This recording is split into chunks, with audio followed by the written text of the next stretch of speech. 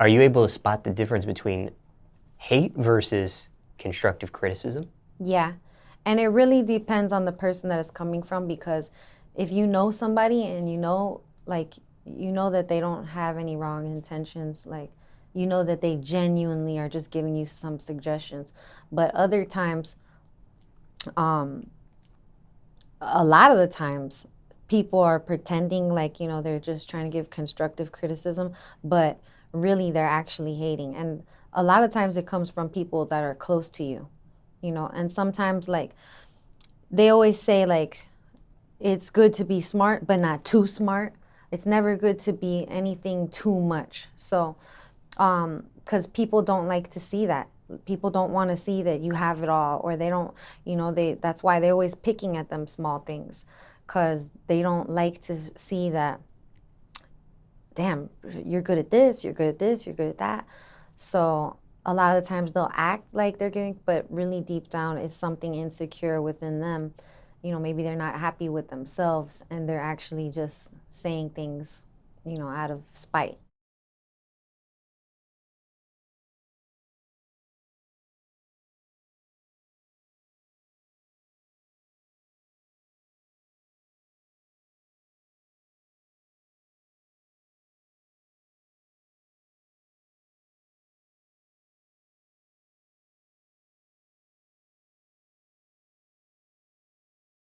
Most fans will hate, Okay, so how can you tell a stranger? Can you tell a difference between a stranger making a hateful comment versus a constructive criticism comment?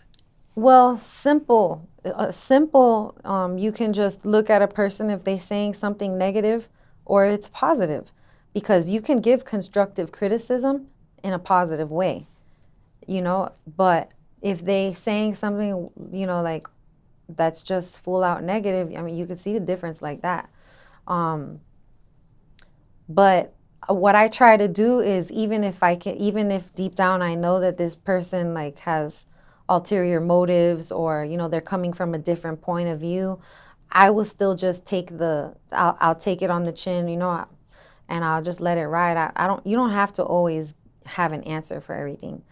You don't have to always let somebody know what you know. You could just be like, okay, I've had a lot of people, friends, people I've dated, say things to me that were hurtful. One time I was dating somebody and he told me, he was like, "You're one cheeseburger away." And I was like, what? Like, and he is very popular.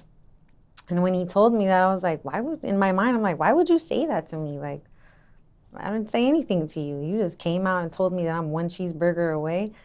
But, I didn't say anything. I just like thought about it and it kind of bothered me. I started looking at myself in the mirror. I was like, am I like, I was looking at my stomach.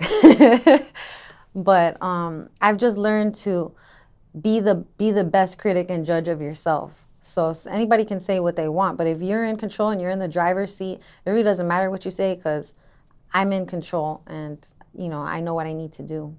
That's even tougher though. How can you figure out if somebody that like you said, somebody criticizing, constructive criticism versus the constructive criticism with that ulterior motive? How are you able to spot the difference there? It's really hard. But another thing I do is I just block people out that don't make me feel good. You have to keep people around that uplift you, like somebody who really cares about you, like even maybe you didn't do something right, you can say something about it, but you're going to concentrate on the strong points that they did, but you know what, you did this really, really good and I'm really proud of you. So you got to keep people around you who make you feel good. You don't want people around you who's constantly breaking you down and always got something negative to say, because those people will rub off on you. And those are the people that you have to keep out, because that negative energy will build up. It will build up, it will build up, and it will suck you dry of your positive energy and the positive things that you have about you and your drive. It will tear you down, your drive. So you have to eliminate those kinds of people who's like tearing you down and not making you feel good about yourself.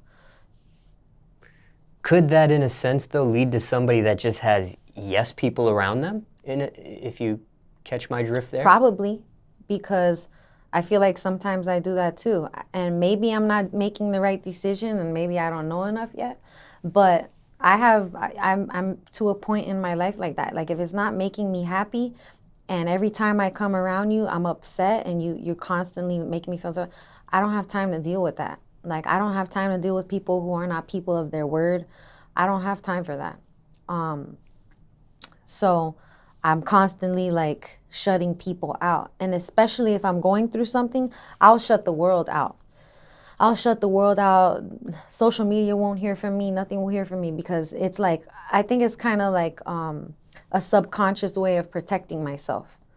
And I'm like, okay, you know what? I know I'm about to get hurt, so I'm gonna shut all this out before that happens.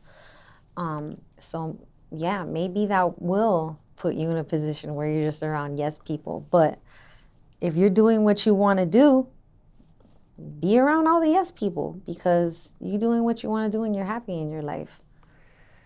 Happy, yes, but could that be harmful to somebody that just surrounds them with yes people? Because now you don't know real.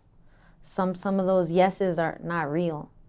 And then now you find yourself lonely again, you know? But I would say like my mom is one of those people. She's not a yes woman. She will say anything that's on her mind. And she won't get cut off. She's always going to be in my corner. So